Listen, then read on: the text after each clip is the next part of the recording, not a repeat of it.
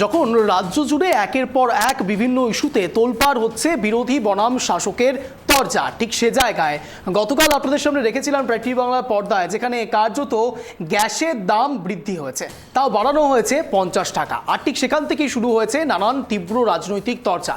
হঠাৎ এই গ্যাসের দাম বৃদ্ধি নিয়ে রাজনৈতিক তরজাকে ঘিরে শাসক শিবির অর্থাৎ রাজ্যের শাসক শিবির এবার তোপ দাগতে শুরু করেছে সরাসরি বিরোধীকে। নমস্কার, আমি অঞ্জন, আপনারা দেখছেন ট্রাই টিভি বাংলা। এখন ঠিক ঘড়ি কাটায় সন্ধ্যে 6:57, আর ঠিক আমি পৌঁছে গিয়েছি আপনাদের সামনে ট্রাই টিভি বাংলার পর্দায়। আজ আমাদের মূল ইস্যু গ্যাসের দাম বৃদ্ধি, হেসেলে টান। খুব স্বাভাবিকভাবে সাধারণ মানুষের নাবিশ্বাস উঠছে এই বিষয়কে কেন্দ্র করে। সরাসরি এই বিষয় নিয়ে পরিচয় পর্বে আসবো, আলোচনা পর্বে আসবো, যারা যারা আমাদের সঙ্গে জুড়েছেন তাদের সঙ্গে কথা বলবো। কিন্তু তার আগে যে বিষয়টি সব থেকে ঊর্ধ্বে উঠে আসছে তা হলো, রাজ্যে যখন দুর্নীতি প্রসঙ্গ সামনে আসে তখন গ্যাসের দাম বৃদ্ধি নিয়ে হঠাৎ করে কেন্দ্র সরকার কেনই বা এই ঘোষণা করলেন। এবার প্রশ্ন হচ্ছে, অনেক রাজনৈতিক শিবির থেকে এই প্রশ্ন উঠে আসছে যে বিশেষত এই তৃণমূল কংগ্রেস এবং বিজেপির মধ্যে একটি আঁতাত রয়েছে, এবং ঠিক সেই ঘটনাকে কেন্দ্র করে দুর্নীতি প্রসঙ্গকে একটু ধামাচাপা দেওয়ার জন্যই হয়তো গ্যাসের দাম বৃদ্ধি হয়েছে। যদিও বা সে বিষয় নিয়ে রাজনৈতিক নেতৃত্বরা তাদের বক্তব্য পেশ করবেন, কিন্তু আমাদের মূল বক্তব্য কিছু অন্য জায়গাতে রয়েছে। তা হলো, গ্যাসের দাম বৃদ্ধি সত্যিই কি সাধারণ মানুষের কাছে এটা সুখের খবর, ভালো খবর? যদি সত্যিই হতো তাহলে হেসেলে টান পড়ছে কেন, নাবিশ্বাস উঠছে কেন সাধারণ মানুষের? বারংবার এভাবে সাধারণ মানুষের কাছ থেকে টাকা নেওয়ার অর্থ কি দাঁড়ায়? সত্যি কি অর্থনীতি উঠবে এর দ্বারা? প্রশ্ন উঠবে, কিন্তু তার সঙ্গে সঙ্গে একটি বিষয়ও সামনে আসছে, তা হলো শাসক আর বিরোধী তরজা। বিশেষত দুর্নীতি প্রসঙ্গ যখন সামনে আসছে, দুর্নীতিকে ঘিরে যখন রাজ্যে শাসক শিবিরকে একের পর এক নিশানা করছে বিরোধী শিবির, তখন সেই বিরোধী শিবিরই এবার যখন কেন্দ্রের শাসক, তারা মূলত এই গ্যাসের দাম বৃদ্ধি নিয়ে ক্রমাগত বিদ্ধ হচ্ছে বিভিন্ন বিরোধী শিবির থেকে, কখনো কংগ্রেস থেকে, কখনো তৃণমূল কংগ্রেস থেকে, কখনো বা বিভিন্ন প্রান্ত থেকে, আঞ্চলিক দলগুলো থেকে। সাধারণ মানুষের হেসেলে আপাতত টান পড়েছে। একের পর এক ছবি আপনাদের সামনে রাখবো, কিন্তু তার আগে পরিচয় পর্ব সারবো যারা যারা আমাদের সঙ্গে জুড়েছেন। যারা যারা জুড়েছেন তাদের সঙ্গে পরিচয় পর্ব সারবো, কিন্তু তার আগে একটি ছবি আপনাদের সামনে রাখছি, যেখানে কার্যত গ্যাসের দাম বৃদ্ধিকে কেন্দ্র করে সাধারণ মানুষের কিভাবে হেসেলে টান পড়ছে। ছবিটা দেখাবো, দেখুন। এটা ফাইল ছবি, যেখানে গ্যাসের দাম, গ্যাসের ওজন করা হচ্ছে, এবং এই ছবি অত্যন্ত গুরুত্বপূর্ণ। কেন দেখাচ্ছি আমরা? তার কারণ সাধারণ মানুষ গ্যাস নিচ্ছেন। একটা সময় ছিল যখন কাঠ কয়লা করে মানুষ রান্না করতেন। সময় এগিয়েছে, আধুনিকতার দিকে আমরা এগিয়েছি, গ্যাস এসছে, জ্বালানি এসছে, এবং সেই জ্বালানিতে গ্যাসের কতটা তাৎপর্যতা রয়েছে তা আপনারা জানেন। প্রত্যেকের বাড়িতেই গ্যাস হয়তো পৌঁছে গিয়েছে। আপনারা জানেন কেন্দ্র সরকারের যোজনা উজ্জ্বলা যোজনা, আর ঠিক সেখান থেকে সবার বাড়ি বাড়িতে হয়তো গ্যাস পৌঁছেও যাচ্ছে। কিন্তু গ্যাস পৌঁছে যাওয়া অবধি তো ঠিক ছিল, সাধারণ মানুষের উন্নতির খাতিরে, উন্নয়নের খাতিরে প্রত্যেকের বাড়িতে গ্যাস পৌঁছে যাওয়া উচিত। কিন্তু প্রশ্ন হচ্ছে, এই গ্যাস পৌঁছে যাচ্ছে বাড়িতে এবং তারপরে এভাবে টাকা নেওয়া হচ্ছে, সাধারণ মানুষ কোন দিকে যাবে? সাধারণ মানুষ এখন ব্যবহার করে থাকেন গ্যাস, আর ঠিক সেই গ্যাসে কার্যত একের পর এক এইভাবে দাম বৃদ্ধিকে কেন্দ্র করে স্বাভাবিকভাবেই সাধারণ মানুষের মধ্যে সমস্যা তৈরি হয়েছে। জানার চেষ্টা করবো, কিন্তু তার আগে আমাদের সঙ্গে যারা যারা জুড়েছেন তাদের সঙ্গে পরিচয় পর্ব সারবো। রয়েছেন আমাদের সঙ্গে ইতিমধ্যে মাননীয় আলী হোসেন, বিজেপি মুখপাত্র। আমাদের সঙ্গে রয়েছেন মাননীয় অনাবিল ইসলাম, তৃণমূল সমর্থক, তৃণমূল নেতা। আমাদের সঙ্গে রয়েছেন মাননীয় অরিন্দম গোস্বামী, কংগ্রেস মুখপাত্র, কংগ্রেস নেতা। আপনাদের তিনজনকেই স্বাগত ট্রাই টিভি বাংলা সন্ধ্যে 6:57 এই শোতে। আমি প্রথমেই একটু বিরোধী আর শাসক তরজার মাঝে দুটো এক্সপ্লেনেশন একটু রাখবো। দেখুন, অনেকেই বলতে পারেন রাজ্যের দুর্নীতি প্রসঙ্গকে একটু সাইড করবার জন্যই গ্যাসের দামটাকে বৃদ্ধি করা হয়েছে, যেটা কংগ্রেস বলেও থাকছে, সিপিআইএমের পক্ষ থেকেও বলা হচ্ছে, বামের পক্ষ থেকে বলা হচ্ছে যে বিজেপি এবং তৃণমূলের মধ্যে আঁতাত রয়েছে, এবং মূলত এই দুর্নীতি প্রসঙ্গকে একটু ঢাকা দেওয়ার জন্যই গ্যাসের দামটা বৃদ্ধি হয়েছে, এবং সবাই এখন এদিকে মুখিয়ে রয়েছে। কিন্তু যাই হোক না কেন, সাধারণ মানুষের হেসলে তো একটু হলেও নাবিশ্বাস উঠছে। আমি এখানে সরাসরি অরিন্দম বাবুর কাছেই যাবো প্রথমে। অরিন্দম বাবু, কি বলবেন, প্রতিক্রিয়া? দেখো, এই কারণেই আমি নরেন্দ্র মোদীকে এত ভালোবাসি। পাক্কা বানিয়া লোক, মানে কিভাবে ব্যবসা করতে হয় সেটা উনি খুব ভালোভাবে বোঝেন। কেন বলছি? ধরো, নরেন্দ্র মোদীর প্রকল্প তুমি দেখবে যে প্রথমে বিনে পয়সায় গ্যাসের চুল্লিটা দিয়ে দাও, তারপর সারা জীবন ধরে তাকে গ্যাস সিলিন্ডার কিনে আনতে হবে, আর গ্যাস সিলিন্ডারের যে টাকা, গ্যাস সিলিন্ডারের যে পয়সা, সেই পয়সাটা প্রত্যেক মাসে মাসে বাড়াতে থাকো, ব্যবসা হবে। ফোন একটা করে ওই জিও স্মার্টফোন বিনা পয়সায় দিয়ে দাও, তারপর ফোনের পয়সাটা এরকম ভাবে করো যে তোমার তোমার কি হতো, আগে 10 টাকা করে তুমি রিচার্জ থাকলেও, 10 টাকা তুমি ভরলেও সেটা দিয়ে তোমার যদি প্রয়োজন হতো তুমি তোমার বাড়ির লোকে মিস কল মারতে পারতে, সে তোমায় ফোন করে দিত। এখন তোমার আনলিমিটেড কল লাগবে, আনলিমিটেড না হলে হবে না, সেই জায়গায় 399, 699 এই সমস্ত, মানে একটা মোবাইল ফোন তুমি ফ্রিতে দিয়ে দাও। তারপর সেই ফোন নাম্বারের সাথে ব্যাংক, ফোন নাম্বারের সাথে আধার কার্ড, ফোন নাম্বারের সাথে প্যান কার্ড, যত 14 গোষ্ঠীর যা রয়েছে সমস্ত কিছু ওই ফোন নাম্বারটাকে এসেনশিয়াল করে দাও। তারপর ফোনের ট্যারিফ তুমি বাড়াতে থাকো। এই যে বুদ্ধি, অ্যাবসলিউটলি বানিয়া বুদ্ধি, না হলে এই জিনিস সম্ভব না। এর জন্যই আমি নরেন্দ্র মোদীকে এত ভালোবাসি। কিন্তু সমস্যাটা হচ্ছে ইনি এই বানিয়া বুদ্ধিটা ভারতবর্ষের প্রয়োজনের ক্ষেত্রে কাজে লাগান না। ভারতবর্ষের এই যে একের পর এক লাভজনক সংস্থা বিক্রি করে দিচ্ছেন, আর দিচ্ছেন কার কাছে? ওনার যে সমস্ত বন্ধু শিল্পপতিদের কাছে।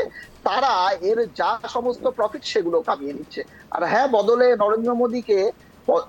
নরেন্দ্র মোদী এবং তার সরকারকে অন্যান্য যে সমস্ত রাজ্য রয়েছে সেখানকার বিধায়ক কেনা, এমপি কেনা, এই সমস্ত ফান্ডিং হচ্ছে, উনি লাভবান হচ্ছেন। কিন্তু ভারতবর্ষের মানুষ যে এতে দুর্গতি হচ্ছে সেটা তো খুব স্বাভাবিক। আজকে দেখো, এরা বারবার করে বলে যে ভারতবর্ষ আজকে বেকারত্বের নিরিখে 47 বছরের মধ্যে সর্বনিম্ন জায়গায়। আজকে আমরা হাঙ্গার ইন্ডেক্সে 105তম জায়গায়। আজকে আমরা আই থিঙ্ক 111 জায়গায়, 111তে রয়েছে আমরা। ইন্ডেক্স তুমি যদি হাঙ্গার এবছর 117, এবছর 117তে রয়েছে, লাস্ট ইনফরমেশন রয়েছে হাঙ্গার 117। ইন্ডেক্সে 117, হ্যাঁ, হাঙ্গার ইন্ডেক্সে 117, ওয়ার্ল্ড হ্যাপিনেস ইন্ডেক্সে 105। তো এই যখন আমাদের অবস্থা, সেই জায়গায় দাঁড়িয়ে তারপরেও এনাদের ভারতবর্ষের মানুষের ভালো করার এত উদগ্র বাসনা, এই বাসনার থেকে যদি ওনারা আমাদের মুক্ত করেন। 829 টাকা থেকে 879 টাকা সম্ভব আলীবাবু? সাধারণ মানুষ কি করে কিনবে গ্যাস? আপনারাই তো একসময় উজ্জ্বলা যোজনা করেছিলেন, কি লাভ হচ্ছে? দাদা দেখুন, দেশের প্রগতি করতে গেলে দাদা একটু মেনে নিতেই হবে। আমার বিপিএল এর যারা গরিব মানুষ যারা গ্যাস পায় তারা তো ফ্রিতেই পাচ্ছে, তাদের অসুবিধাটা কোথায় বলুন? আজকে টাটা বিড়লা, গোয়েঙ্কা ডালমিয়া, মফতলাল মাস্টারমশাই, কলেজের প্রফেসর, ইঞ্জিনিয়ার, যারা একটু মধ্যবিত্ত পরিবার 50 টাকা বেশি দিতে পারবে না? আজ থেকে 3 বছর আগে গ্যাসের দাম বেড়েছিল, এখন মাত্র 50 টাকা বেড়েছে, কি এমন অসুবিধা হয়েছে বলুন তো? সুতরাং এটা কিছুটা আন্দোলন করতে হবে, তাই আন্দোলন করতে হয়, এটার কোনো ব্যাপার নাই। 50 টাকা ইনকাম কোথায় পাচ্ছে? বর্তমানে যে টাকার ভ্যালু, বর্তমানে যে টাকার ভ্যালু, তাতে কিন্তু ওই 50 টাকা কিছু না। এটা সবাই মেনে নেবে, গরিব মানুষকেও মেনে নেবে, এবং আমরা সবাই মিলে মেনে নেবো, এটাতে কোনো আপত্তি নেই। দেশ এগিয়ে যাচ্ছে। আমাদের বিদেশ, এটা তো আমরা গ্যাসটা আমরা এখান থেকে তো আর তৈরি করছি না, বিদেশ থেকে আমাদের গ্যাসটা আসতে হচ্ছে, প্রচুর টাকা দিতে হয়। অনিলবাবু কার্যত বলছেন, আলীবাবু বলছেন দেশ এগোচ্ছে 50 টাকা 3 বছর আগে বেড়েছিল গ্যাসের দাম, 50 টাকা বেড়েছে, এমন কি হয়েছে? অনিলবাবু প্রতিক্রিয়া। দেখুন, গ্যাসের দাম শুধু যে বেড়েছে এমনটা নয় অঞ্জনবাবু, পেট্রোপণ্যের দাম বেড়েছে, তার সঙ্গে গ্যাসের দাম বেড়েছে, এবং এখন গ্যাসের দাম বেড়েছে এবং সেই সঙ্গে সিএনজি গ্যাস যেগুলোতে এখন গাড়ি চলে, এবং গ্যাসের দাম এবং পেট্রোপণ্যের দাম, পেট্রোল ডিজেল, তার দাম বাড়া মানে হচ্ছে নিত্য প্রয়োজনীয় জিনিসের উপরে সেটা আঘাত আনবে। কারণ পরিবহন ব্যবস্থার উপরে সঙ্গে একবার অঙ্গাঙ্গি ভাবে জড়িত আছে এই পেট্রোল এবং ডিজেল, এবং সেই পরিবহনে যদি খরচ বাড়ে, অনেকটা আন্তর্জাতিক ক্রুড অয়েলের উপরও নির্ভর করে অনিলবাবু। আন্তর্জাতিক বা যে আপনি যদি আন্তর্জাতিক কথা বলেন, তাহলে তো এখানে আরো অনেক কম দাম হওয়া উচিত। সেই প্রসঙ্গে আমি সেই এক্সপ্রেশনটা জানতে চাইছি, প্লিজ বলুন। হ্যাঁ, এখানে অনেক কম দাম হচ্ছে। বাংলাদেশ আমাদের থেকে কি করে কম দেয়, শ্রীলঙ্কা আমাদের থেকে কি করে কম দেয়, নেপাল আমাদের থেকে কি করে কম দেয়, আমাদের পার্শ্ববর্তী প্রতিবেশী দেশগুলো তারা কি করে আমাদের থেকে পেট্রোল ডিজেলের দাম কম দেয়? আমি এইটুকু যদি জানতে চাই, কি আপনার কাছে কি উত্তর আছে? আপনি বলুন তো। আমি এই প্রসঙ্গটা তুলেছি তার কারণ সাধারণ দর্শকের কাছে ক্লিয়ার হওয়ার জন্য। আমাকে যখন এই কথা বলে আমাকে যখন থামাতে চাইছেন, তখন আমি আপনাকে বলছি যে তারা কি। আমি আপনাকে থামাতে চাইছি না, আমি আপনাকে সংযোজন করতে চাইছি যে আপনি যেমন বলছেন চারদিকে ট্রান্সপোর্টের কথা, আমি তেমনটাই বলছি যে আন্তর্জাতিক ক্রুড অয়েলের উপর নির্ভর করে। আমি বলি, আপনি অনেকক্ষণ বলেছেন, আমি বলি, আপনি শুনুন, আমি বলি। শুধু পেট্রোল ডিজেল গ্যাস নয়, মানে 941টা জীবনদায়ী ওষুধের পর্যন্ত দাম বেড়েছে। আলীবাবুর নিশ্চয় এটা জানা আছে। তাহলে যেটা জীবনদায়ী ওষুধ সেটা কেন দাম বাড়লো আজকে? সেটা আমার কথা নয়, মোদিজির ক্যাবিনেট মিনিস্টার নির্মলা সীতারামনের স্বামী পরাকলা প্রভাকর তিনি দাবি করেছেন যে ইলেকট্রল বন্ডের নাম করে ওষুধ কোম্পানিগুলোর কাছ থেকে কোটি কোটি টাকা তাদের কাছ থেকে তোলা হয়েছে। এবং এমন অনেক কোম্পানি আছে, 33টা কোম্পানি আছে যারা গত 7 বছরে প্রায় কয়েক লক্ষ কোটি টাকা তারা মানে তারা তাদের লস হচ্ছে। সেই কোম্পানিগুলোর কাছ থেকে তারা আদায় করেছে 450 কোটি টাকা। এবং বিগত 7 বছর ধরে তারা ইন্ডিয়া গভর্নমেন্টকে তারা কোনো ট্যাক্স দেয়নি এবং তাদের ট্যাক্স পর্যন্ত মকুব হয়ে গেছে। তাহলে কোথায় বাস করছি আমরা, কোন দেশে বাস করছি যে তারা শুধুমাত্র ওই ইলেকট্রল বন্ডের নাম করে ঘুরপথে তোলাবাজি করছে, আর সেগুলো দিয়ে কোথায় কোন রাজ্যে এমএলএ কিনবো, কোথায় এমপি কিনবো, সেগুলো কিনে নিয়ে নিজেদের ক্ষমতাটাকে জাহির করব এবং কোন রাজ্যে আমাদের বিরোধী আছে তাদেরকে কিভাবে সাহায্য করব, সেখানে টাকাগুলোকে পৌঁছে দিয়ে কিভাবে ভোটটা করে বেরিয়েছে সেখানে ক্ষমতার অলিন্দে পৌঁছাবো, এই পরিকল্পনা চলছে এই গভর্নমেন্টের। তাহলে আমরা কি বলবো? যে উনি বলছেন ওয়াকফের কথা বলছিলেন, ওয়াকফ সাধারণ মানুষের হিতার্থে, মুসলমানদের হিতার্থে। আরে কে বলছে মুসলমানদের হিতার্থে? কোন দেশে বাস করে যে মুসলমানরা নামাজ পড়ার অধিকার পায় না, যে মুসলমানরা গরুর নামে মুসলমানদের উপর অত্যাচার হয়, যে মুসলমানদেরকে ঘর ভাড়া দেওয়া হয় না, যে মুসলমানরা খাদ্যাভ্যাসের ধর্মাচরণের অধিকার থেকে বঞ্চিত হচ্ছে, তাদের ভালো করবেন মোদিজি, এটা বিশ্বাস করতে হবে। আর তারপরে হচ্ছে যে মানে যদি ভালোই করতে হয়, মুসলমানদের লোকের কি অভাব পড়েছে? মুসলমানদের লার্নেড ম্যান, স্কলার ম্যান, মুসলমানদের শিক্ষিত মানুষের কি অভাব পড়ে গেছে? মানে ওই ওয়াকফ কমিটিতে সেখানে একজন করে আমরা আবারও ওয়াকফে ঢুকতে সেখানে চাইছি না। ঢুকিয়ে দিতে হবে। এটা আমাদেরকে বসে বসে এখানে শুনতে হবে। বুঝতে পেরেছি। আমাদের সঙ্গে ইতিমধ্যে জুড়ে গেছেন মাননীয় রতনবালা, কংগ্রেস সমর্থক। রতনবাবু, আপনাকে স্বাগত টিভি বাংলা সন্ধ্যে 6:57 শোতে। আমার সঙ্গে রয়েছেন ইতিমধ্যে তৃণমূলের হয়ে সমর্থন করছেন অনাবিল ইসলাম, আমাদের সঙ্গে রয়েছেন বিজেপির মুখপাত্র আলী হোসেন। রতনবাবু, আমরা কার্যত যা দেখতে পাচ্ছি, গ্যাসের দাম আবারও 50 টাকা বৃদ্ধি হয়েছে। অনাবিলবাবু অনেকগুলো পয়েন্টস বলেছেন, কিন্তু আলীবাবুর কথা অনুসারে 3 বছর পরে গ্যাসের দাম বৃদ্ধি হয়েছে। এমন কি অসুবিধা হয়েছে? সাধারণ মানুষ 50 টাকা দিতে পারবেন না? বিশেষ করে অনেক যারা বিপিএল রয়েছেন তাদের কথাও টেনে আনলেন তিনি বললেন যে তাদের জন্য হয়তো অসুবিধা হলেও হতে পারে, কিন্তু সাধারণ মানুষের কি এমন অসুবিধা হবে? 3 বছর পরে তো দাম বৃদ্ধি হলো। আরেকটা কথা বলবো, আরেকটা কথা বলিনি, শুধু শুভ সন্ধ্যা। রতনবাবু, অনাবিলবাবু কিছু একটা বলতে চাইছেন শেষ অবস্থায়? আমি একটা কথা শুধু বলে নি। আলীবাবু বলছিলেন যে 50 টাকা বেড়েছে তো কি হয়েছে, কি এমন এটা করতে হবে দেশের উন্নয়নের জন্য? আরে দেশের উন্নয়নের জন্য 50 টাকা মানে দেওয়াটা মানুষের পক্ষে সম্ভব কিনা উনি জানেন যে আজকে অর্থনীতিটা কোন জায়গায় আছে। আরে মাসে 42 টাকা প্রিমিয়াম দিতে পারে না বলে অটল পেনশন যোজনা থেকে 1,42,00,000 মানুষ সেখান থেকে সরে এসেছে, তাদের পক্ষে সম্ভব হচ্ছে না এই প্রকল্পটা গ্রহণ করা। শুধুমাত্র মাসে 42 টাকা করে দিতে হবে, সেটাও অপারগ হয়ে গেছে। 1,42,00,000 মানুষ সেখান থেকে সরে এসছে। অত্যন্ত গুরুত্বপূর্ণ পয়েন্টস আছে অনাবিলবাবু বলেছেন। আমি আলীবাবু থেকে অবশ্যই উত্তর নেব, তার আগে রতনবাবুর কাছে যাবো। রতনবাবু বলুন। বলি কেন্দ্রে যে সরকারটা চলছে সেই সরকারটাতে দাম 50 টাকা গ্যাসের বৃদ্ধি হলে সাধারণ মানুষের কিছু হবে না, এটা যারা বলতে পারে। কারণ কেন্দ্রে আপনারা দেখেছেন যে একটা বাজেট করেছিল 12 লক্ষ টাকা পর্যন্ত ট্যাক্স ছাড় করেছিল। ওনাদের ধারণায় নাই যে ভারতবর্ষে ওনারা বলে যে 80 কোটি মানুষকে 2 টাকা কেজি ছিল যে চালটা, সেটা বিনা পয়সায় চাল দেওয়া হচ্ছে। তাহলে সেই মানুষের চালটা যে গ্যাসে রান্না হবে, সেই গ্যাসের দাম আজকে 50 টাকা বাড়িয়ে দেওয়া হবে।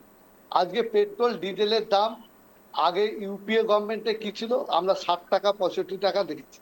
আজকে সেটা দাম বাড়তে বাড়তে প্রায় 105 টাকা কত পয়সা। আমি একটু সংযোজন করবো। আমার মনে পড়ছে 2012 সালে সম্ভবত প্রধানমন্ত্রী নরেন্দ্র মোদী একবার বলেছিলেন আপনাদের ইউপিএ গভর্নমেন্টের কথা তুলে যে অনেক বেশি বোধহয় বেড়ে যাচ্ছে, তাই তিনি আসলে পরে পেট্রোল ডিজেলের দাম অনেক বেশি কমিয়ে দেবেন, কিন্তু তারপরে পেট্রোল ডিজেলের দাম অনেক বেশি। রতনবাবু। না হ্যালো অঞ্জনদা। হ্যাঁ বলুন। বলি প্রশ্নটা ঠিক বুঝতে পারলাম না, আপনি যদি আরেকবার বলেন তাহলে একটু ভালো হয়। হ্যাঁ বলুন 2012 সালে, শোনা যাচ্ছে আমার কথা? 2012 সালে কার্যত প্রধানমন্ত্রী নরেন্দ্র মোদী তিনি একটি ইন্টারভিউতে বলেছিলেন নাকি ইউপিএ গভর্নমেন্ট নাকি অনেক বেশি পেট্রোল ডিজেলের দাম বাড়িয়ে দিয়েছে, তারা শাসনতন্ত্রে এলে পরে অনেক বেশি পেট্রোল ডিজেলের দাম কমে যাবে। উল্টো আবিশ্বাস হচ্ছে সাধারণ মানুষের। কি অবস্থা ভাবতে পারছেন? আজকে একটা জিনিসের দাম বাড়লে সেখানে আলী সাহেব বলছে যে এটা কোনো ব্যাপার না, না এটা উনি দেশের বলছেন যে স্বার্থে। সাধারণ মানুষের দিতেই পারে, দেশের স্বার্থে 50 টাকা 3 বছর করে বৃদ্ধি হয়েছে। এইটা কোনো কথা হলো অঞ্জনদা? আপনি ভাবতে পারছেন ওনারা জানেই না যে ভারতবর্ষে কত পার্সেন্ট মানুষ এখনো দারিদ্র সীমার নিচে বসবাস করে। ওনারা ভাবেন খালি আদানি আম্বানি যারা আছে, হ্যাঁ, তাদের কোনো অসুবিধা নাই, আলীবাবুদের কোনো সমস্যা নাই। আলীবাবুদের 15 লাখ টাকা করে ঢুকে গেছে ব্যাংক অ্যাকাউন্টে, যিনি বলেছিলেন। তাই সেই 15 লাখ টাকা থেকে গ্যাসের দাম যদি আপনার 50 টাকা 100 টাকা বেড়েও যায়, ওনাদের কোনো যায় আসে না। কিন্তু আমাদের ব্যাংকে অ্যাকাউন্টে 15 লাখ টাকা ঢুকেনি অঞ্জনদা। আমরা যারা সাধারণ গরিব মানুষ, তাদের ব্যাংক অ্যাকাউন্টে 15 লাখ টাকা ঢুকেনি। যার জন্য আমাদের ক্ষেত্রে কিন্তু এই 50 টাকা কি 5 টাকা বাড়লেও গায়ে ছাকা লাগে। আমরা এর তীব্র প্রতিবাদ করছি, আগামী দিনেও করব। কিন্তু আপনার আজকে চ্যানেলে আপনি একটা শো দেখাচ্ছিলেন, হঠাৎ করে মুর্শিদাবাদ জঙ্গিপুরের একটা ঘটনা আপনি দেখালেন, যে একটা ঘটনা কেন্দ্র করে, ওয়াকাফকে কেন্দ্র করে। তো যাই হোক, বিষয়টা আজকে সেটা নয়। আজকে যে কোনো জিনিসের মূল্য বৃদ্ধি, আজকে দেখুন তো অঞ্জন দা, আপনি বাজারে একটা 200 টাকা বা 500 টাকা নিয়ে যদি বাজারে যান, আপনি কোন জিনিসটা কিনতে পারবেন ঠিক মতো? আপনি কোন জিনিসে হাত দিতে পারবেন না। আজকে পণ্য পরিবহন করে যেই যেই যেই ডিজেল পেট্রোলের দাম আজকে 1 পয়সা কমেনি। আর অনাবিল বাবু, আপনাকেও বলি, আপনি বলছেন ঠিক আছে, কিন্তু মাননীয়াকেও আপনি একটু বলুন যে সেই পেট্রোল ডিজেলের থেকে যেই ট্যাক্সটা পাচ্ছে রাজ্য সরকার, যেই পরিমাণ টাকাটা পায়, ওনাকেও বলুন যে যেন উনিও 2 টাকা 3 টাকা কম করেন। কিন্তু আমরা সেটা দেখতে পাচ্ছি না, কারণ উনি ওনার হিস্সা কিন্তু ঠিক বুঝে নিচ্ছেন। পেট্রোল ডিজেলের থেকে বলুন, গ্যাসের থেকে বলুন, যে ভর্তুকিটা পাচ্ছে সেটা কিন্তু ওনারা ঠিক বুঝে নিচ্ছে। আর দোষটা চাপাচ্ছে কোথায়? কেন্দ্র সরকারের উপরে। অন্যথা আমরা তাই বলতে চাই যে সাধারণ মানুষের দৈনন্দিন জীবনে যে মূল্যবৃদ্ধি, এই মূল্যবৃদ্ধি নিয়ে কিন্তু জাতীয় কংগ্রেস বারবার রাস্তায় নেমেছে। আমরা বলতে চাই যে এই মূল্য বৃদ্ধি যে প্রতিনিয়ত বেড়ে চলেছে, আজকে আন্তর্জাতিক ক্ষেত্রে দেখানো হচ্ছে যে সেখানটাতে কিন্তু আপনার ব্যারেল প্রতি পেট্রোল ডিজেলের দাম কিন্তু বাড়েনি, কিন্তু সেই সুবিধাটা কিন্তু আমরা সাধারণ মানুষ পাচ্ছে না। আজকে উনি বলছেন যে 50 টাকা ওই গ্যাসের দাম বেড়েছে দেখে এখানে বাড়িয়ে দেওয়া হলো। আজকে যখন দামটা কমছে, কেন তখন কম নেওয়া হচ্ছে না? আজকে এইভাবে দিনের পর দিন গরিব মানুষদেরকে শোষণ করে তার কয়েকজন বন্ধু বান্ধব আছেন, যারা প্লেনে করে, যাদের সাথে মাননীয় প্রধানমন্ত্রী সাহেব ঘুরে বেড়ায়, তাদের পকেটে এই টাকাগুলো দিয়ে দেওয়া হচ্ছে। এই গ্যাস কোম্পানির মালিক কারা? আদানি আম্বানি থেকে শুরু করে বড় বড় শিল্পপতি, তাদেরকে শুধুমাত্র সুবিধা দেওয়ার জন্য সাধারণ মানুষের উপরে এইভাবে অসহনীয় অত্যাচার করে চলেছেন। আমরা কিন্তু এটা মানবো না কিছুতেই। আমরা আমাদের ক্ষমতা অনুযায়ী যা করার। আচ্ছা, আমি এখানে একটা প্রশ্ন শুধু করতে চাইবো। রতনবাবু এবং অনাবিল বাবু রয়েছেন, আলীবাবু থেকে অবশ্যই উত্তরটা নেবো, কিন্তু এই উত্তরটাই নেবো যেটা রতনবাবু প্রশ্ন করেছেন। কিন্তু তার আগে আমার একটা প্রশ্ন সংযোজন করার ইচ্ছে হচ্ছে, তা হলো, আচ্ছা আপনারা বলেন যে অর্থনীতি বিজেপির দিক থেকে অতটা পরিমাণে এগুলো, বিশেষ করে সাধারণ মানুষের মধ্যে প্রকোপ পড়ছে, এটা একদম প্রকাশ্যে আসছে। গ্যাসের দাম বৃদ্ধি হচ্ছে, সাধারণ মানুষের হেসেলে যথেষ্ট টান পড়েছে। কিন্তু আমার প্রশ্ন হচ্ছে, কংগ্রেস কি ভাবছে দেশের অর্থনীতির দিক থেকে? ঠিক কিভাবে এগোলে পরে দেশের অর্থনীতি এগোতে পারে বলে আপনারা মনে করেন? একদম একদম অঞ্জনদা খুব ভালো প্রশ্ন করেছেন, যে কিভাবে এগুলো পরে ভারতবর্ষের অর্থনীতি চাঙ্গা হতে পারে। অঞ্জনদা, আপনি দেখেছেন ভারতবর্ষের অর্থনীতিটা অনেকটাই কিন্তু নির্ভর করে কৃষকদের উপরে। যারা যারা জমিতে ফসলটা তৈরি করে, দেখবেন তাদের উপরে কিন্তু অনেকটা অর্থনীতি নির্ভর করে। আমরা যদি কৃষকদেরকে বাঁচাতে পারি, আমরা যদি কৃষকদের ফসলের ন্যায্য মূল্যটা দিতে পারি, তাহলে কিন্তু ভারতবর্ষ অর্থনীতি অনেকটা ঘুরে দাঁড়াবে। আমরা যদি ছোট ছোট ব্যবসায়ী যারা আছে, তাদেরকে যদি আমরা সরকারি ভাবে আমরা যদি তাদেরকে সাহায্য করতে পারি, যেভাবে জিএসটি ট্যাক্স লাগানো হয়েছে, সেটা থেকে যদি আমরা সাধারণ কৃষক মানে ব্যবসাদারকে হেল্প করতে পারি, এটা অর্থনীতির ব্যাপার। আমি কিভাবে হেল্প হবে আপনি বলুন না, আপনার রায় দিন, কিভাবে হেল্প হবে? আমরা যেটা বলতে চাই যে ব্যবসাদার যারা জিএসটির উপরে, যাদের ছোট ছোট ব্যবসাদাররা টোটালি মার খেয়ে গেছে, তারা প্রত্যেকটা জিনিস বিক্রি করতে গেলে যেভাবে তাদেরকে ট্যাক্স দিতে হচ্ছে, সেই ট্যাক্সের চাপে পড়ে কিন্তু তারা কিন্তু তাদের যে লাভ্যাংশ সেটা কিন্তু তারা সেইভাবে করতে পারছে না। কৃষকরা যদি কৃষি ঋণটা মুকুব করতে পারে সরকার, কৃষকরা কিন্তু যদি ফসলের যে ন্যায্য মূল্য, যেটা যারা ধরুন ধান চাষ করবে, ধান চাষের যদি যে ন্যায্য মূল্য আমরা যেরকম বলেছি যে ন্যায্য মূল্য 3,000 টাকা 3,500 টাকা কৃষকদেরকে দিতে হবে কুইন্টাল, কিন্তু আমরা কি দেখছি যে এখানটাতে একটা ফোড়ে টাইপের যে ব্যবসাদাররা আছে তারা কৃষকদেরকে কিন্তু সেই মূল্যটা দিচ্ছে না। সারের দাম, যেগুলো সারের দাম কমানো দরকার, সেচ ব্যবস্থায় সেখানটাতে সাবসিডি দেওয়া দরকার কৃষকদেরকে, তবে অর্থনীতি ঘুরে দাঁড়াবে। অঞ্জনদা, অর্থনীতি কখনো দাম বাড়িয়ে অর্থনীতি ঘুরে দাঁড়ায় না। অর্থনীতি, আমি জিনিসপত্র দৈনন্দিন জিনিসপত্রের দাম বাড়ালাম আর কেনার ক্ষমতা নাই আমার, আমি কিনতে পারবো না, আমার কাছে পয়সা নাই, আমি যে জিনিসটার দাম বেড়ে গেল সেক্ষেত্রে কি করে হবে? আপনার পকেটে যদি পয়সা না থাকে আপনি কোনো জিনিস কিনতে পারবেন না, আপনার পয়সা আপনাকে আগে রোজগার করার জায়গা দিতে হবে, বেকার সমস্যা দূর করতে হবে। বুঝতে পেরেছি। আমি এখানে আলীবাবুর কাছে যাব, আলীবাবুর থেকে উত্তরটা নেবো। আলীবাবু, রতনবাবুর কথা, রতনবাবুর যাবতীয় এক্সপ্লেনেশন, আপনার উত্তর। প্রথমত হচ্ছে রতনবাবু সম্পর্কে আমি কিছু বলবো না, নিপাট ভদ্রলোক, খুব ভালো বলে, আজকেও উনি বললেন।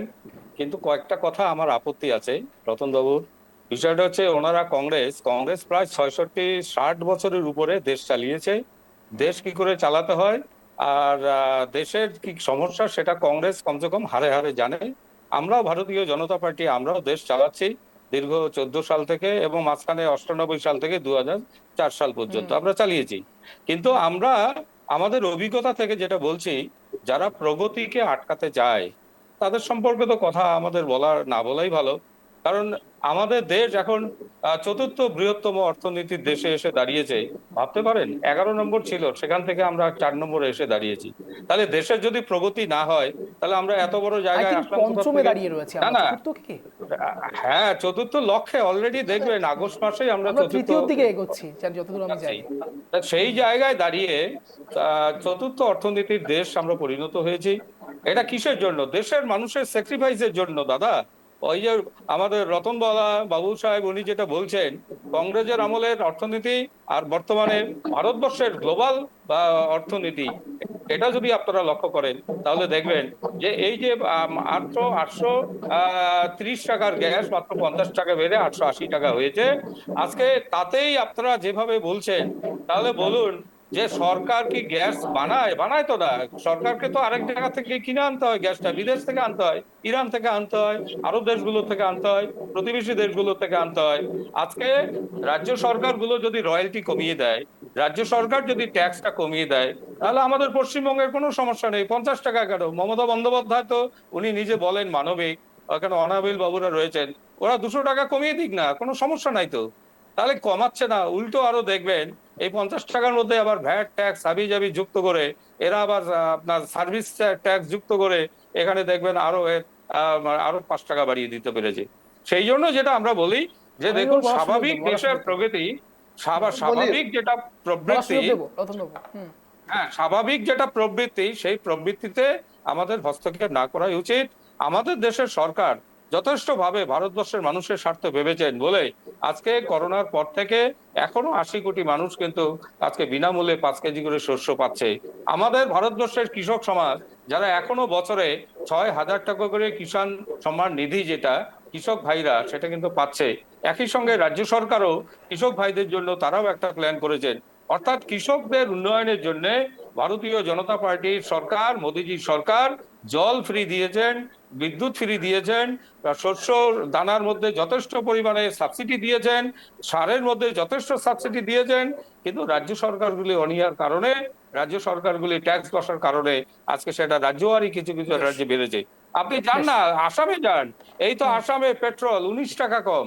তাহলে আসামে 19 টাকা কম হলো, পশ্চিমবঙ্গে 19 টাকা কেন বেশি হচ্ছে পার লিটারে? এটাই তো বলতে হবে। সেই জন্য আমরা যেটা বলি, এখন পেট্রোলের দাম কত, আমরা যেটা বলি, আর আসামে পেট্রোলের দাম অনেক কম, প্রায় 84-85 টাকার মধ্যে এসে দাঁড়িয়েছে। 84-85 টাকা। আমার বাড়ি তো কুচবিহার জেলা, পাশেই আসাম, 15 কিলোমিটার গেলেই আসাম। আমাদের এখানকার আর যত সব ড্রাইভার, তারা গাড়ি, ছোট গাড়ি সবাই যায় আসাম বর্ডারে গিয়ে সেখান থেকে তেল নিয়ে আবার সেখানে চলে আসে, অনেক টাকা কম। সেই জন্য যেটা বলছি, দেশের প্রগতিকে আটকানো যাবে না। বেশ, বেশ, না, আমি এখানে সরাসরি বলুন। অনাবিল বাবুর কাছেই যাবো। অনাবিল বাবু, পেট্রোল ডিজেল নিয়ে আমি কেন বলতে চাইছি না, তার কারণ হচ্ছে একটা সময় ছিল যখন সম্ভবত 75 টাকা ছিল কিংবা 65 টাকা ছিল, এই সময়টা আপনারা ভালো বলতে পারবেন, বুঝতেও পারবেন। সেই সময়তে প্রধানমন্ত্রী নরেন্দ্র মোদী 65 এবং 70 টাকা 72 টাকার জন্যই বলতেন পেট্রোলের দাম অনেক বেশি। সেখানে আপনি বলছেন যে আসামের এখন দাম, পেট্রোলের দাম হচ্ছে 85 টাকা, সেটাও যদি হয়ে থাকে সেটাও তো বৃদ্ধি। আলটিমেটলি সাধারণ মানুষ তো পে করছে। এবং তার সঙ্গে সঙ্গে আমি আরো একটা বিষয় আপনাকে একটু তুলে ধরার চেষ্টা করবো, তাহলে ইনফ্লেশন কত রয়েছে, বিশেষ করে পার ক্যাপিটা ইনকাম কত, সাধারণ মানুষের ইনকাম কত হচ্ছে সেটাও তো দেখতে হবে। শুধুমাত্র এক্সপেন্সের দিকে তাকালে তো হবে না। আপনি বলছেন ঠিকই যে 50 টাকা বৃদ্ধি হয়েছে, সাধারণ মানুষের কি হবে, পার ক্যাপিটা ইনকাম কত? শুধুমাত্র সবাই সরকারি চাকরি করে না এমনটা নয়, সবাই ব্যবসা করে এমনটাও নয়। কিছু সাধারণ মানুষ আছে যারা কিনা প্রাইভেট ফান্ডে কাজ করছে, যারা কিনা সাধারণ মানুষ, যারা হয়তো টিউশনে পড়ে তাদের জীবনটা কাটাচ্ছেন, তারা কিভাবে করবেন? তাদের কাছে 50 টাকা বৃদ্ধি মানে অনেক টাকা। পার ক্যাপিটা ইনকামটা বুঝতে হবে। শুধুমাত্র সরকারি চাকরি কিংবা ব্যবসা দিয়ে সামগ্রিক ভারতকে কিন্তু বিচার করা যাবে না। আলীবাবু, আমি একটু অনাবিল বাবুর কাছে অবশ্যই আসবো। অনাবিল বাবু, আমি আসবো রতনবাবু, কিন্তু অনাবিল বাবুকে একটু সুযোগ দিতে হবে। রতনবাবু আসবো। অনাবিল বাবু, আপনার প্রতিক্রিয়া। দেখুন, আমার কো প্যানেলিস্ট আলী সাহেব বলছিলেন যে উন্নয়ন মোদিজির নেতৃত্বে উন্নয়ন হচ্ছে, উন্নয়ন একটা হচ্ছে। আর আমি যেটা বলছি, দেখুন, যে উন্নয়নের সঙ্গে কাজের সম্পর্ক হচ্ছে নিবিড়। উন্নয়ন হলেই কাজের সুযোগ তৈরি হয়, কিন্তু কর্মহীন উন্নয়ন, এর অর্থটা কি? এর অর্থ সাধারণ মানুষের কাজে লাগে না কর্মহীন উন্নয়ন। না, আপনারা রাজ্য থেকেও তো সত্যি ট্যাক্সটা কমাতে পারেন, ভ্যাট কমাতে পারেন, সেটা শুধু আমার যেটা আলীবাবু পয়েন্ট তুলছেন। কেন্দ্রীয় শ্রম মন্ত্রকের রিপোর্ট বলছে 2016-17 থেকে অনাবিল বাবুকে 1 মিনিট সময় দেওয়া হচ্ছে, আনইন্টারাপ্টেড। অনাবিল বাবু বলুন। 2016-17 থেকে 2022 পর্যন্ত কেন্দ্রীয় শ্রম মন্ত্রকের যে রিপোর্ট আছে, সেখানে প্রায় 4,45,418 জনের চাকরি হয়েছে, এবং সেই চাকরি হওয়ার কথা ছিল বছরে 2 কোটি। এবং সেই সঙ্গে সঙ্গে আমরা কি দেখেছি, যে ব্যাংক, রেল, পেট্রোকেমিক্যাল, টেলিফোন, এই সমস্ত জায়গায় বিভিন্ন পদের অবলুপ্তি ঘটেছে, এবং সে কেন্দ্র সরকারের কর্মচারীদেরকে স্বেচ্ছা অবসর নিতে বাধ্য করা হচ্ছে। যারা সে কথা শুনছে না তাদেরকে দুর্গম এলাকায় ট্রান্সফার করা হচ্ছে, মানে বাধ্যতামূলক ভাবে তাদেরকে অবসর নিতে বাধ্য করা হচ্ছে। এবং এই জায়গা থেকে তাহলে আমরা কি বলবো, যে আমরা উন্নয়নের জায়গায় আছি না কোন উন্নয়ন হচ্ছে? হচ্ছে পুঁজিপতিদের, আমাদের মোদিজির বন্ধু যে শিল্পপতি আছে তাদের উন্নয়ন হচ্ছে। ভারতবর্ষের মানুষ আজকে দেখতে পাচ্ছে, যে বুঝতে পারছে যে তাদের নাভিশ্বাস উঠছে। তারা আজকে কোন জায়গায় এসে হাজির হয়েছে, যে আজকে তারা একটা ওষুধ কেনার জন্য যদি যায়, সেখানেও যে টাকাটা দিতে হচ্ছে, সেখানে তাদের পকেট ফাঁকা হয়ে যাচ্ছে। তাহলে আজকে কোন উন্নয়নের কথা বলছেন এরা? বেশ, অনামিল বাবু, আমাকে রতনবাবুর কাছে যেতে হবে। রতনবাবু, আপনার 1 মিনিট সময় শুরু হচ্ছে এখন, আনইন্টারাপ্টেড, বলুন। দেখুন অঞ্জন দা, এখনো আমরা যদি আমরা যেখানে থাকি, আমাদের গ্রামের দিকে গেলে দেখবেন অনেক মানুষকে দেখছি এই সময়তে তারা বাগানে গিয়ে সেই গাছের পাতাগুলোকে বস্তা ভর্তি করে, পুরোনো পাতাগুলোকে বস্তা ভর্তি করে বাড়ি নিয়ে যাচ্ছে। জিজ্ঞাসা করলাম কি হবে, বলছে না এটা জ্বালানি হবে। আমরা কেন, তোমরা যে গ্যাস পেয়েছিলাম বিনা পয়সায়, মোদি সাহেব গ্যাস দিয়েছিল, তো বলছে যে হ্যাঁ গ্যাস দিয়েছিল তখন বিনা পয়সায়, তারপরে যে পয়সা লাগবে সেটা তো জানতাম না। তারপরে তারা পয়সা না হলে গ্যাস দেওয়া যাবে না, তাও আমরা পয়সা জোগাড় করেছিলাম। তারপরে গ্যাসের দাম এত বাড়িয়ে দিয়েছে, তারপর আর সেই গ্যাস কিনে আমাদেরকে গ্যাসে রান্না করার আশা আমাদেরকে ছেড়ে দিতে হয়েছে। তো জিও কোম্পানি, ইনি একটা ব্যবসাদারের মতো করে দেশ চালাচ্ছে। জিও কোম্পানি, অঞ্জনদা মনে আছে, তারা যখন সিম কার্ডটা দিয়েছিল তখন বিনা পয়সায় সিম কার্ডটা দিয়েছিল, কিন্তু যখন দেখলো যে 1 মাসের সিম কার্ডটা শেষ হয়ে গেল তখন পয়সা ভরতে হলো। তো আজকে আমাদের যিনি প্রধানমন্ত্রী যেভাবে জিনিসপত্রের দাম বাড়াচ্ছে, প্রথমে মানুষকে ধোঁকা দেওয়ার জন্য বিনা পয়সায় দিচ্ছে, তারপরে তাদের কাছ থেকে কিন্তু পয়সা উসুল করে ছাড়ছে। এইভাবে একটা দেশ চলতে পারে না অঞ্জন দা। বেশ, আলীবাবুর কাছে যাবো, অন্তিম রাউন্ডে রয়েছে। আলীবাবু, আপনার 1 মিনিট সময় শুরু হচ্ছে এখন, আনইন্টারাপ্টেড, বলুন। দেশের গতি এগিয়ে চলছে, দেশ এগিয়ে চলছে। দেশ আজকে বিশ্বে ভারতের স্থান সম্মানিত হয়েছে, এবং ভারতবর্ষ বিকশিত ভারত 2047-এর দিকে এগিয়ে যাচ্ছে। ভারতবর্ষকে পৃথিবীর কাছে বৈভবশালী দেশ করতে গেলে দেশবাসীর কাছে মাননীয় মোদিজি এবং ভারতীয় জনতা পার্টি আবেদন করছে, দেশ উন্নয়নের স্বার্থে দেশের মানুষকে সামান্যতম একটু স্যাক্রিফাইস করতে হবে। সেই লক্ষ্য নিয়ে মাত্র 50 টাকা গ্যাসের বৃদ্ধি হয়েছে, এবং একই সঙ্গে অন্য সামান্য কিছু ঔষধপত্র দাম বৃদ্ধি হয়েছে। কিন্তু কেন্দ্রীয় সরকারের কিছু করার নেই, যেহেতু কেন্দ্রীয় সরকারের নিজে গ্যাস উৎপাদন করে না, বিদেশ থেকে আনতে হয়, গ্যাস আমদানি করতে হয়। সেই কারণেই আমার দেশবাসীর কাছে এই যে 50 টাকা বাড়িয়েছে দেশের মানুষ, এটাকে সাধুবাদও জানিয়েছে। সাধারণ মানুষ এটাকে সাধুবাদ জানিয়েছে। সাধারণ মানুষ অন্য তারা চায় দেশের সম্মান শ্রীবৃদ্ধি হোক, কিন্তু তারা ভারত সরকারের সঙ্গে রয়েছে, মোদিজির সঙ্গে আছে। সেই জন্য দেশবাসীকে আমরা অভিনন্দন, ধন্যবাদ জানাচ্ছি। বেশ, একদম অন্তিম লগ্নে ছিলাম। আপনাদের তিনজনকে অনেক ধন্যবাদ ট্র্যাক টিভি বাংলা আসার জন্য, সন্ধ্যে 7টার এই সন্ধ্যে 6:57 এই শোতে যোগদান করার জন্য। যে কথা বলে আজকে স্পেশাল শো শেষ করবো, দেখুন কার্যত রতনবাবু যে গল্পটি বললেন, আমরা জানি না সেই গল্পের কতটা সত্যতা রয়েছে, সত্যিই রতনবাবু গিয়েছিলেন কিনা, নাকি সেটা সবটাই ইমাজিনারি স্টোরি।